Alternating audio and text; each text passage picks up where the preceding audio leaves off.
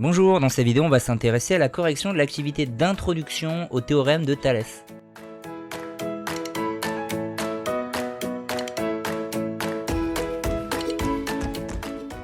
Alors on va ici chercher à construire, on va pour ce faire utiliser le logiciel GeoGebra qui est un logiciel dynamique, on va voir l'intérêt de l'aspect dynamique ensuite.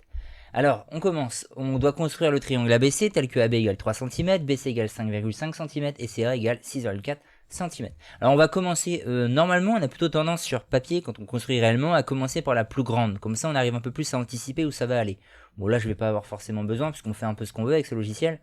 Donc on va commencer dans l'ordre, on va faire AB égale 3 cm, alors on va dans segment de longueur donné. Comme ça on place le point A, automatiquement, on va commencer assez bas, et la fenêtre s'ouvre pour saisir la longueur 3 cm. Voilà, on a AB qui fait 3. Ensuite BC et CA. Donc normalement on prend un compas lorsqu'on construit. Ben nous c'est un peu la même chose, on va prendre cercle, centre et rayon. On a déjà A et B qui sont placés, on va chercher à placer le point C.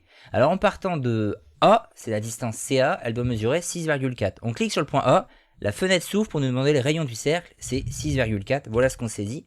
On en a un premier et pour après on va faire BC 5,5, on clique sur B et on saisit 5,5 cm. Voilà, ça se coupe ici, ça va être notre point C. Donc on va dans le point, on place le point C. Et on fait clic droit pour masquer. Alors j'ai bien masqué, pas supprimer. Si je fais effacer, ça va aussi supprimer le point C. Donc il faut juste les cacher. Mais ils existent toujours pour le logiciel. On va donc tracer avec le segment, le triangle pour le terminer. Donc AC et CB. Ce qu'on peut faire éventuellement d'ailleurs là, c'est faire en sorte d'afficher les longueurs plutôt que des lettres. En fait, ça s'appelle les étiquettes, ça, afficher l'étiquette. On va dans propriétés. Et donc l'étiquette là, qu'on affiche, on voit là que ça avait disparu. Et au lieu de mettre le nom, on va mettre la valeur. Ça nous intéresse beaucoup plus de vérifier qu'on a pris les bonnes valeurs. Donc 3, 5,5 et 6,4. Voilà, donc on est bien parti. On peut fermer ça. Ensuite, trace la demi-droite AB et la demi-droite AC. Alors la demi-droite, je vous rappelle, il y a un crochet, c'est là où on va démarrer. Et là où il y a la parenthèse, c'est là où on va franchir, dépasser. Alors demi-droite, il y a l'outil directement qui est ici. Donc on va cliquer sur le point A et on va aller chercher le point B. On a notre demi-droite AB. On fait la même chose avec AC. On clique sur A, on va chercher le point C. On a nos deux demi-droites. On va déplacer les lettres pour toujours bien voir. Voilà. Ensuite, place le point D sur AB tel que AD égale 1,6 fois AB. Ah, bon. AB, on le connaît, c'est 3 cm. Donc il faut que la longueur AD fasse 1,6 fois 3. Ah, autrement dit, 1,6 fois 3... Si on regarde ici, ça nous donne ça. Donc 4,8 cm. Il va falloir qu'en partant de A, ça fasse 4,8 cm. On aura notre point D. Donc on part de là, on fait cercle et on tape 4,8 cm. Il va être ici, hein, c'est sur AB le point D. Donc il va être là, on va dans point et on place le point D. On va encore une fois masquer le cercle. Voilà. Et ensuite construire la parallèle à BC passant par D. Parallèle c'est ici.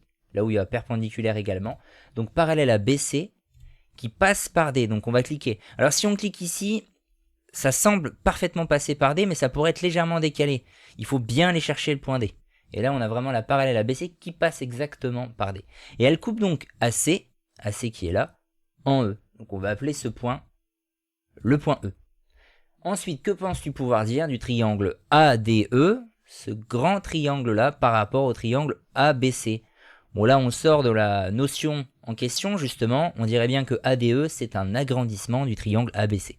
Ça on va pouvoir le vérifier assez facilement parce qu'il y a le tableur aussi qui est intégré dans GeoGebra, on va pouvoir saisir.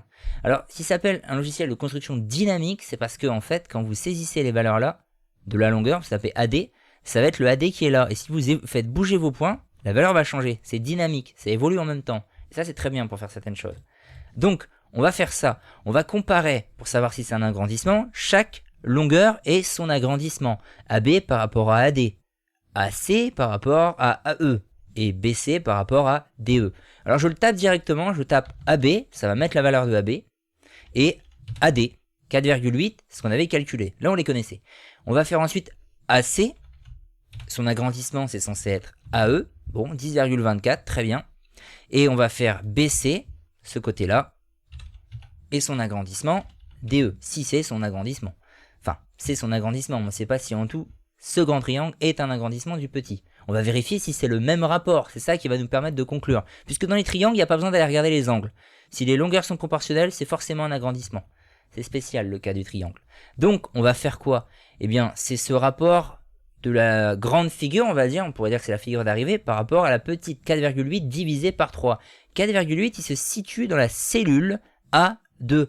On va saisir A2 divisé, c'est la barre ici, par A1. C'est notre premier rapport. Et après, ce qui est très bien, c'est qu'on peut cliquer sur ce petit carré là, je maintiens le clic et je fais glisser. Et là, ça va copier la formule. Ça écrit 1,6, mais il ne faut pas croire que c'est la même valeur que là.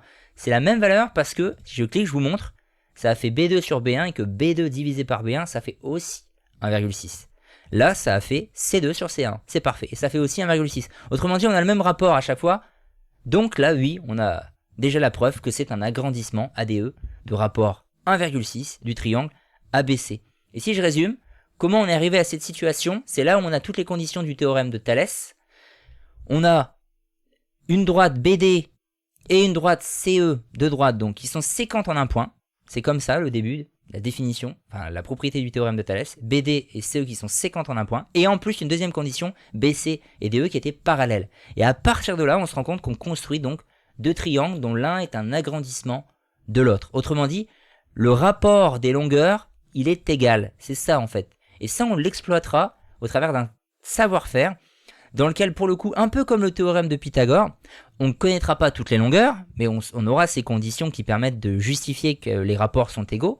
Et comme il y aura des égalités entre des rapports avec des longueurs connues, d'autres inconnues, on pourra calculer celles qui sont inconnues. Et avec les égalités de rapport, la méthode qu'on utilisera, c'est un produit en croix. Et ça, c'est très bien parce qu'on le maîtrise très bien, le produit en croix. Bon, et je vais finir de vous convaincre donc en vous montrant le cas général. Donc on va construire un segment, et on va placer un autre point, et on va faire la parallèle à ce segment, puisque c'est l'une des conditions, je vous ai dit, d'application du théorème. Et l'autre condition, eh bien, ça va être justement d'avoir deux droites séquentes en un même point. Donc là, ça va être la droite BC et la droite AD. Là, j'ai bien fait donc toutes les conditions d'application du théorème que je redis. J'ai BC et AD qui sont séquentes en un point E, ce qui fait bien 5 points qui sont déjà cités. Et en plus, AB et DC sont des droites parallèles. Et bien à partir de là, je vais vous montrer qu'on a les égalités des rapports, peu importe comment je vais bouger mes points. Et l'aspect dynamique, là, on va bien le retrouver. Donc je vais faire quoi? Ça, il faut être toujours capable de le faire quand on va appliquer le savoir-faire de Thalès. Identifier la petite sur la grande. Mais c'est très visuel, hein. EB, c'est notre petite longueur. On tape EB sur EC, son agrandissement théorique. EA, pour ce qui est à côté, sur ED. Et enfin, AB, ce que je vais mettre ici, sur DC.